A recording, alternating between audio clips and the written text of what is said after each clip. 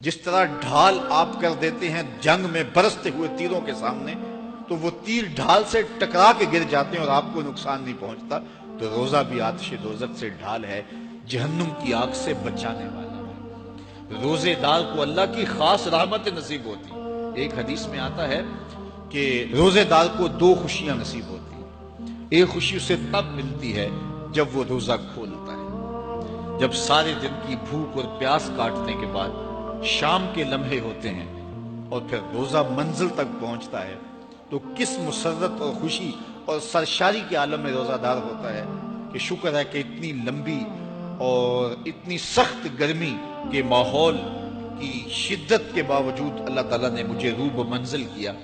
تو اس وقت ایک احساس اس کے ساتھ جڑا ہوتا ہے، اور پھر جب وہ ٹھنڈا اور میٹھا مشروب اپنے کام و دہن میں ٹپکاتا ہے اور وہ ٹھنڈا میٹھا مشروب اس کی رگوں کو تر کرتے ہوئے معدے کی طرف بڑھ رہا ہوتا ہے، اس کی زبان بولے نہ بولے دل اللہ کا شکر ادا کر رہا ہوتا ہے، اس کا ایک ایک عضو بدن رب کا شکرانہ ادا کر رہا ہوتا ہے۔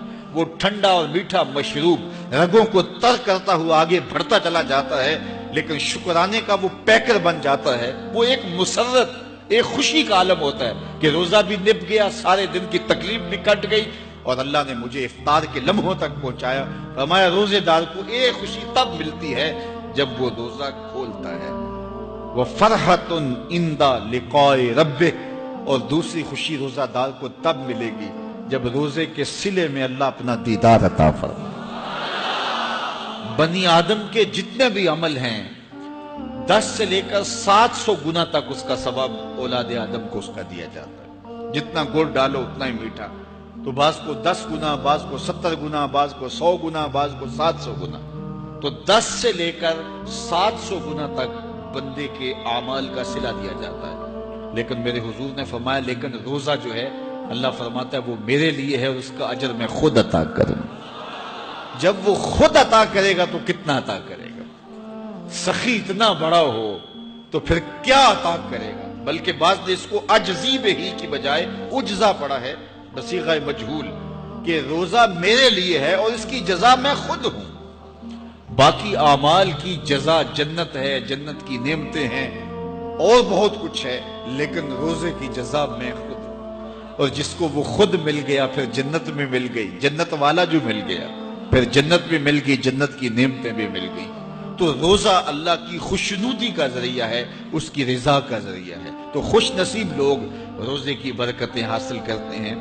اور ایک روایت میں آتا ہے جب رمضان المبارک کا آغاز ہوتا ہے اللہ اہل ایمان کو، اپنے بندوں کو محبت کی نظر سے دیکھتا ہے، اور اللہ جس کو محبت کی نظر سے دیکھ لے پھر اسے کبھی عذاب نہیں دے گا۔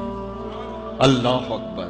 تو یہ روزہ دار کے لیے اللہ کی کرم نوازیاں ہیں، اللہ کی رحمتوں کے اجالے ہیں جو اس کے اوپر برستے ہیں۔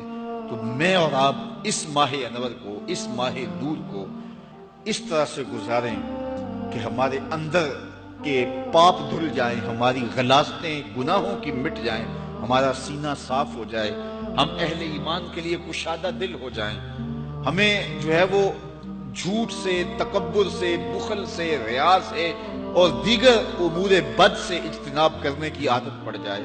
روزہ جو سکھانا چاہتا ہے ہم وہ اس سے سیکھ لیں، اور روزے کی برکات ضبط نفس کی صورت میں ہمیں نصیب ہو جائیں، تو ہم روزے کے بعد بھی، ماہ سیام کے گزرنے کے بعد بھی ایک نئی زندگی لے کر، ایک تازگی لے کر، ایک نور و روشنی لے کر کے جو ہے وہ معاشرے کے، اسلامی معاشرت کے ایک اہم فرد کی صورت کے اندر جو ہے وہ سامنے آئیں۔